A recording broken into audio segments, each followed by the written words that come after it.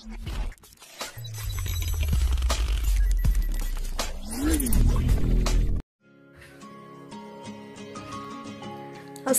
আলাইকুম। Hello friends, welcome back to my channel Mom Cooking Studio.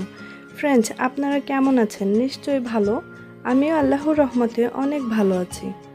Friends, আজকে আমি আবারও চলে আসলাম আরও একটি রেসিপি নিয়ে, সেটা হচ্ছে হালিম। আজকে আমি হালিম তৈরি করে আপনাদের সঙ্গে শেয়ার করব।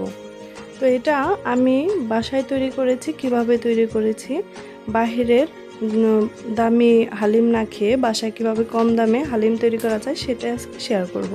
তো চলুন দেখে নেওয়া যাক। আমি একটি হালিম মিক্স কিনে নিয়েছি, রাঁধুনি হালিম। এখানে 200 গ্রাম আছে। তো এটা আমি আজকে রান্না করব। তো এটার ভেতরে যে ডাল এবং শস্য দানাটা আছে সেটা আমি একটি বোলে ঢেলে নেব। তো এবার আমি গরম পানি দিয়ে দিচ্ছি। প্রায় 3 কাপের মতো গরম পানি দিয়ে দিচ্ছি। পানিটা একটু বেশি দেওয়ার চেষ্টা করবেন।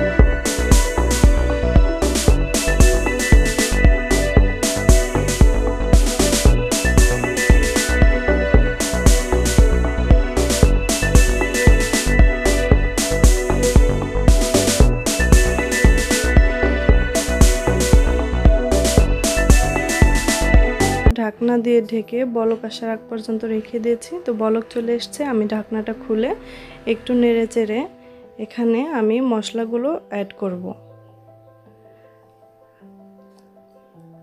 বাকি মশলাগুলো এখন আমি দিয়ে দিচ্ছি। আর এটাকে অনবরত নেড়ে যেতে হবে মাঝারি আঁচে জাল দিয়ে, যাতে করে নিচে লেগে না যায়। শস্য দানাটা সেদ্ধ হয়ে গেলেই চুলা থেকে নামিয়ে নিতে হবে।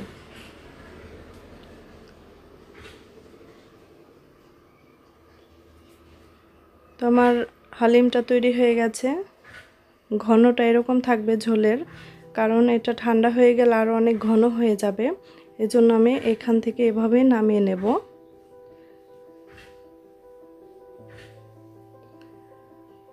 তো স্বাদটা আরও একটু বাড়ানোর জন্য আমি এখানে আরও একটি প্যান নিয়ে সামান্য একটু তেল দিয়ে দিলাম। এবার দিয়ে দেব এখানে 4টা শুকনা মরিচ। এগুলোকে সামান্য একটু ভেজে নেব। তারপর দিয়ে দেব রসুন কুচি। রসুনটাকে একটু ভেজে নেব।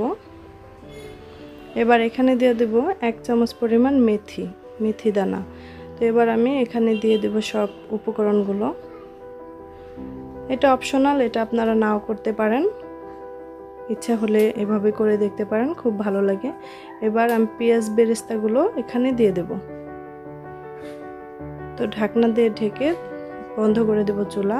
আমার রান্নাটা হয়ে গেছে। দেখুন, হালিমটা তৈরি হয়ে গেছে। বাহিরের হালিম না খেয়ে বাসায় ঘরে তৈরি করে হালিম তৈরি করে খান এবং বাচ্চাদের খাওয়ান।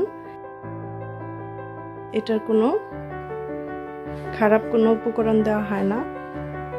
তো আজকের রেসিপিটা যদি ভালো লেগে থাকে আমার চ্যানেলটিকে সাবস্ক্রাইব করবেন এবং আমার ভিডিওটাকে লাইক কমেন্ট শেয়ার করবেন। আজকের মতো এখানেই বিদায় নিচ্ছি। অন্য কোনো রেসিপি নিয়ে আবার আমি চলে আসবো আপনাদের সামনে। সেই পর্যন্ত আপনারা খুব ভালো থাকবেন আর আমার জন্য কিন্তু অবশ্যই দোয়া করবেন। আল্লাহ হাফেজ।